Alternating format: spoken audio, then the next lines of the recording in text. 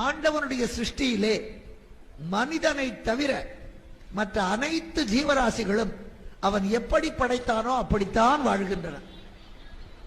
இன்றைக்கும் கிளி சைவந்தான், காக்கா எரியத்தான் திங்கும். உலகத்துல எங்க இருந்தாலும் பசுமாடு அம்மான்னு தமிழ்ல தான் கத்தும், அது பசும்பாலத்தான் கொடுக்கும், பச்சை புல்லத்தான் திங்கும் சைவம். அவ்வளவு பெரிய உடம்பு படைத்த யானை உணவே இல்லாமல் இருந்தாலும் கூட தப்பி தவறி கூட அசைவத்தை உண்ணாது. பாம்பு புத்துலதான் வசிக்கிறது, காக்கா கூட்டுலதான் வசிக்கிறது. மாறல, இருப்பிடம் மாறல, பழக்க வழக்கங்கள் மாறல, உணவு மாறவில்லை, இன்னமும் அப்படித்தான் இருக்கு. ஆனா மனிதன் உணவு, உடை, பழக்க வழக்கங்கள், வாழுகின்ற வாழ்க்கை முறைகள், சிந்தனைகள் எல்லாமே மாறி போச்சுன்னு சொல்றதை விட நாரி போச்சுன்னு சொல்லணும்.